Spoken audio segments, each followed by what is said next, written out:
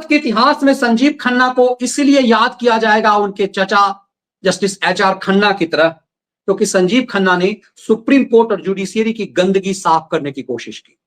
पहली गंदगी उन्होंने ये साफ की कि उन्होंने कोर्ट फिक्सरों के लिए तय कर लिया कि मनमर्जी तुम्हारी नहीं चलेगी कि मुंह उठाए कोई मामला लेके चले आओगे कि अभी हमारे क्लाइंट की बेल पर सुनिए, पहले रजिस्ट्री में एप्लीकेशन लगाओगे और उसके बाद तय किया जाएगा कि मामला सुनने लायक नहीं है।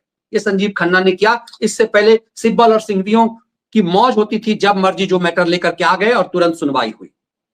संजीव खन्ना ने इस दौर में यह किया कि जजों को अपनी संपत्ति सार्वजनिक करनी चाहिए, जो मांग सालों से हो रहा था। अब सुप्रीम कोर्ट के हर जज ने अपनी संपत्ति सार्वजनिक कर दी है, करेंगे ऐसा नहीं, कर दी है।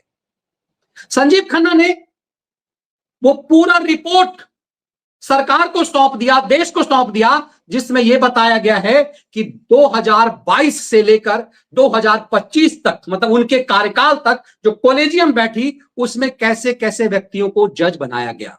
यह बहुत महत्वपूर्ण है। इस देश को पता चल जाएगा कि चंद्रचूड़ काल से लेकर आज तक कितने ऐसे लोग थे जिनके बाप दादा चाचा मामा जुडिशियरी से जुड़े हुए थे और उनको जज बनाया गया। यह बहुत गंभीर मामला है।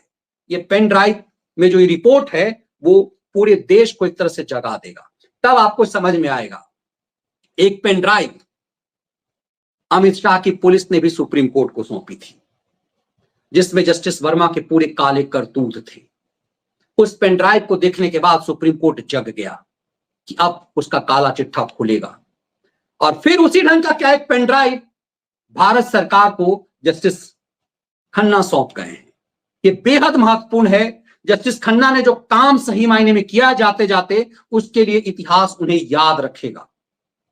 अब जरूरत इस बात की है कि सरकार जुडिशियरी के अंदर जो साख सुप्रीम कोर्ट की खराब खत्म होती जा रही है, उस साख को बचाए। और इसीलिए जस्टिस खन्ना ने जाते जाते जो एक तरह से पूरे सबूत और साक्ष्य सरकार के पास दिए हैं, वो एक इशारा है कि आने वाले समय में जुडिशियल रिफॉर्म की जरूरत है। संजीव खन्ना अपने काम से देश को एक तरह से जगा करके जा रहे हैं और सरकार को एक हथियार थमा रहे हैं कि वो जुडिशियल रिफॉर्म लेकर के आए।